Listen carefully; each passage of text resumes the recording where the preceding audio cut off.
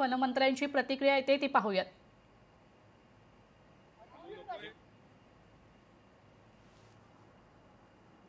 भाईंदर जनता दरबार नवीन नाही, जनसामान्यांच्या भावना ओळखून त्याला मार्ग मोकळा करून देण्यासाठी मी आलेलो आहे। सर, मीरा भाईंदरमध्ये स्थानिक आमदार जे आहेत नरेंद्र मेहताजी ते 15-15 दिवसांनी ते त्यांचा दरबार घेतच असतात, लोकांच्या समस्या सोडवतच आहेत। पण तुम्ही इथं आल्यानंतर राजकारण असं सुरू झालं की जे तुमचे मित्रपक्ष आहेत ते असं म्हणतायत की कुठे ना कुठेतरी प्रताप सरनाईकांचा इथे जे दबदबा सुरू आहे, कामाचा सपाटा जे लावलाय, त्यांना रोखण्यासाठी तुम्हाला इथं पाचारण करण्यात आलेलं आहे, हे सुद्धा टीका होते, काय सांगा? ही वस्तुस्थिती नाही आहे। नरेंद्र मेहता यांच्या नेतृत्वाखाली गेल्या सार्वत्रिक निवडणुकामध्ये महापालिकेमध्ये ॲब्सोल्यूट मेजॉरिटी भाजपची इथं आलेली होती। त्याच्यामुळे त्याची पुनरावृत्ती इथे परत होणार आहे। कोणाला काटशे देण्याचा आमचा बिलकुल उद्देश नाही। किंबहुना राज्यस्तरावरच्या नेतृत्वाने सांगितलेलं की शक्यतोवर महायुतीचीच त्या ठिकाणी लढाई असली पाहिजे आणि महायुतीमध्ये जर का कार्यकर्त्यांवर अन्याय होणार असेल तर मग कार्यकर्त्यांकरता दुसरा मार्ग मोकळा केला पाहिजे। एकूणच या ठिकाणी प्रताप सरनाईक हे आमचे मित्र आहेत, आमच्या मित्र पक्षाचे ते। एक प्रश्न आहे, बिबट्याच्या संदर्भात मोठ्या प्रमाणात बिबट्या जे आहे ते लहान मुलांवरती सुद्धा हे हल्ले करतायत, याकडे कसं पाहता? कारण आता सुद्धा अहिल्यानगर असेल किंवा नाशिकमध्ये सुद्धा हा मोठा प्रकार पाहायला मिळतो, कसं पाहता याकडे?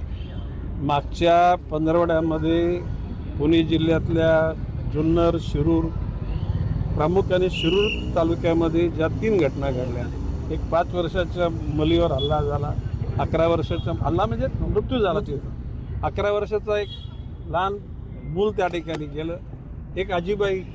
मी स्वतः त्या प्रत्येक वस्तीवर जाऊन त्यांचं सांत्वन केलं आणि मी वनरक्षकांना आणि पोलिसांना सांगितलं की तुम्ही यंत्रणा राबवा, जो नरभक्षक जर बिबट्या त्या ठिकाणी आला तर त्यांना शूट सेट त्या ठिकाणी करून टाका। मी बोललेलं आहे, गांभीर्याने बोललो आहे। आणि सर्वच बिबटे का हल्ला करणारे नाहीत, परंतु खात्री झाली की हाच तो बिबट्या आहे तर त्याच्यावर शक्यतो त्याला जे बेहोश करून त्याला पकडा, स्थलांतरित करा। पण तो जर कंट्रोलमध्ये येणार नसेल तर त्याचा निश्चितपणे त्या पद्धतीची कारवाई करा। काही ठिकाणी अशी गावं आहेत की जिथे फॉरेस्टवाले पोहोचतच नाही, त्या अगोदर ती घटना घडून गेलेली असते, तर त्यासाठी तुम्ही काय उपाययोजना करणार आहात? कारण मोठ्या प्रमाणात लोकांचा आक्रोश सध्या पाहायला मिळतो या संदर्भात। भाऊ, आता मी पुणे जिल्ह्याच्या करता 11 कोटी रुपये यंत्रणेसाठी खर्च करायचे सांगितले आणि ते सुरू झाले।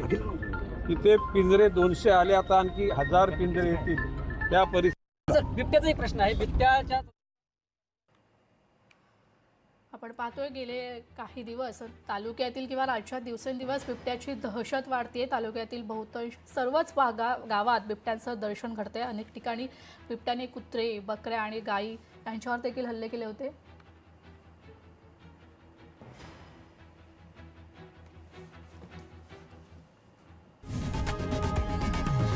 लोकशाही मराठी ऐका, पहा, जागरूक रहा।